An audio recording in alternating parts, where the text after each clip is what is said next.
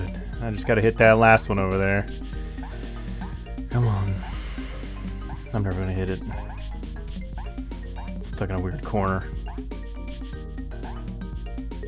Come on. God, we're gonna be here all day.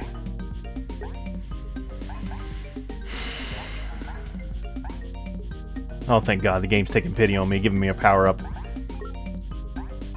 Alright, here we go. Here we go. Oh my God, I still missed it!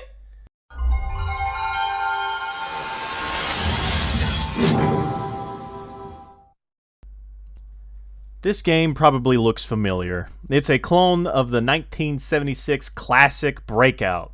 Everyone, I'm sure, has seen some kind of iteration of this, typically called a block breaker. It was made popular with Arkanoid. You control a platform at the bottom going left and right. When the ball hits the platform, it bounces up and hits stuff for points. A ball missing the platform costs you a life unless you have a power-up putting a barrier down there. A very simple but addicting concept. This particular clone was released on PS1 in 1998. In the US, it's called Sorcerer's Maze. And man, this is a sweet cover. I love it so much. It feels like a late 80s fantasy movie or like one of those wacky Ultima plots where there's time travel. However, in Europe, it was called Prism Land Story, and it had a much different cover. Japan's cover was even more different. Yeah, let's get out of the way now. That awesome cover, which is also the main menu scene, that's the whole reason I got drawn in, and it's a load of crap. It's lies. Lies! These three characters don't exist. In reality, you play as a cat and a fairy that hangs out with you. I'm not exactly sure why they rebranded this for the US. I guess they didn't think anyone else would buy it otherwise, but I'm sure there was some really confused people. There's 10 worlds with 10 levels each. Each one has its own kind of OST and biome you're in with a special type of blocks, and yeah, it goes pretty fast. It's all very vibey and quite enjoyable, and it being such a casual type game, it does remind me of the days on Yahoo playing, you know, Bookworm Adventures Deluxe or whatever else, or, you know, PopCap games, you know. Every now and again, a level will introduce a new kind of block you gotta hit. Some burst on the first hit, while others require multiple hits. For the most part, though, only the layout is the dynamic part. You either got a ton of targets you gotta hit, or you gotta get super precise. You see, some blocks can't be broken unless you're using some kind of power-up.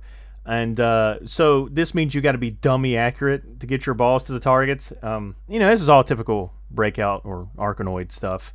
There is a mana system, so during the levels, power-ups may drop, but if you have enough mana, you can buy the power-up of your choosing at the beginning of a level. Some of the power-ups are what you're expecting, like the previously mentioned barrier behind the platform. Others include balls multiplying, or one that makes the ball go through the blocks instead of bouncing off of them. There's one that's just basically, alright, I win button, where it turns into a giant ball and you just got to keep bouncing it around. What's hilarious is that there's one power-up that allows you to spawn a ton of balls where you activate it. Basically a win button as well, but because of the numbers of balls being spawned and bouncing all over the place, the game lags hard. Here, take a peek.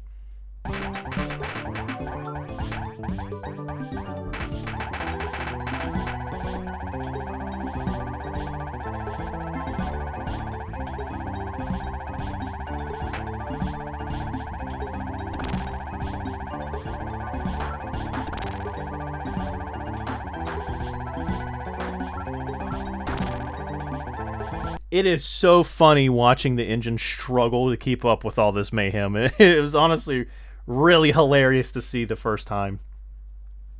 The only place you cannot use power-ups is boss fights. Yes, there's boss fights.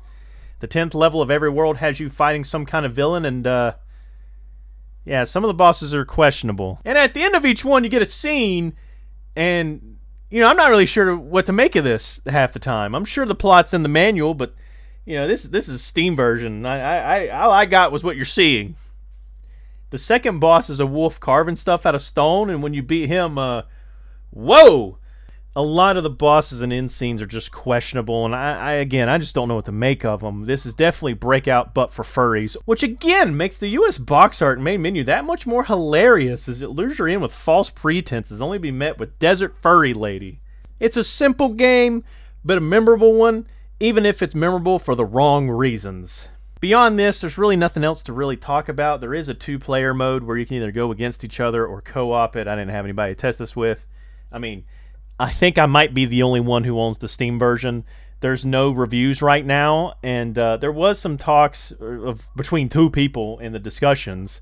So maybe someone else bought it, but right now it seems like I might be the only one. But yeah, this was something interesting that was dropped into my video suggestions channel in Discord, and I felt like it was worth a share.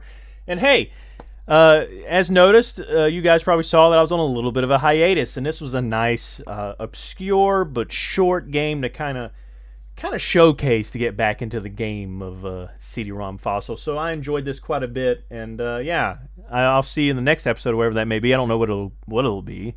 I have no ideas. But until then, again, I'll see you in the next episode, whatever that ends up being.